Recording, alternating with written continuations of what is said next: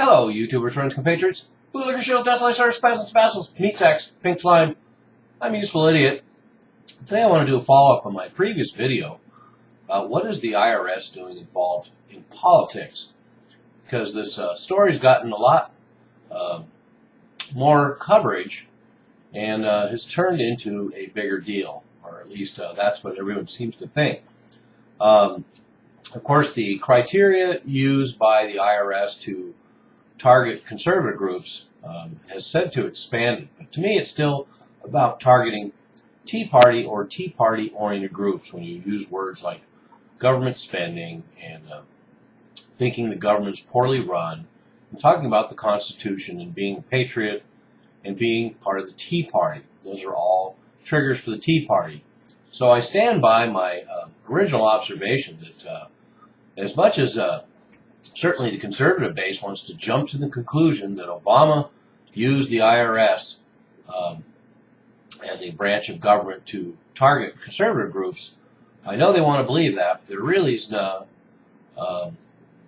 reason to necessarily jump to that conclusion, because the status quo GOP and the Democrats have just as much interest in marginalizing the Tea Party movement and those supporters, particularly because this whole thing wasn't about necessarily helping Barack Obama to get reelected.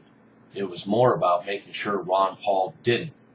And to me, that's what these IRS moves are for, regardless of how much upper leadership was involved, how many agents were involved, how many locations were involved.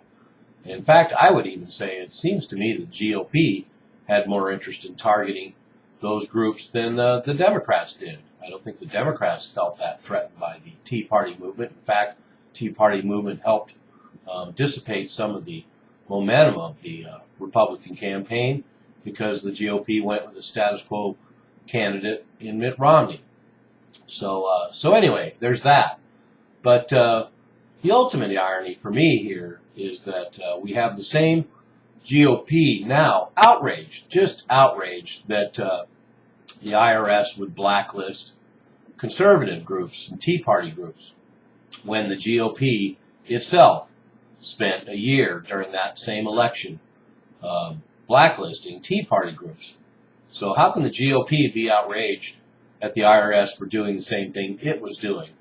Because let me remind you that during the election campaign, the GOP changed their own Republican Party rules. They changed their own Republican campaign rules. They changed all their election rules. They changed all their rules regarding delegates.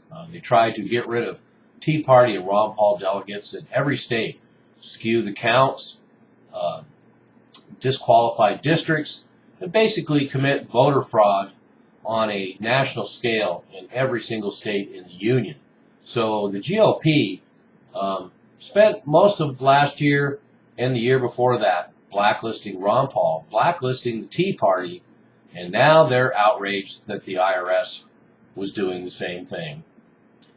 I'm supposed to take this seriously. So, of course, now we got all the same old histrionic grandstanding calls for resignations of the head of the IRS. We're going to have hearings and investigations, and here we go again with the same old bullshit.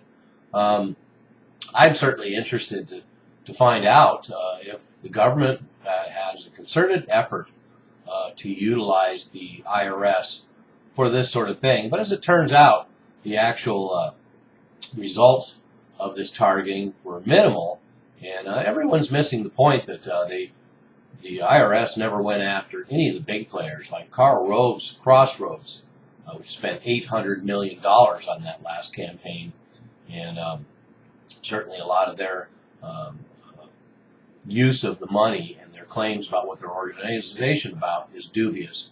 But the IRS conspicuously went after all these small groups, which could hardly resist the efforts of the IRS. But anyway, I digress. I just find this rather hilarious that the GOP, the very status quo GOP that blacklisted the Tea Party and Ron Paul itself, are now outraged that the IRS targeted the Ron Paul and movement and Tea Party groups, because that's what this is really all about. So anyway, there we have it. More of the same. Coin of the realm, hypocrisy. I'm a useful idiot. Don't you be one too.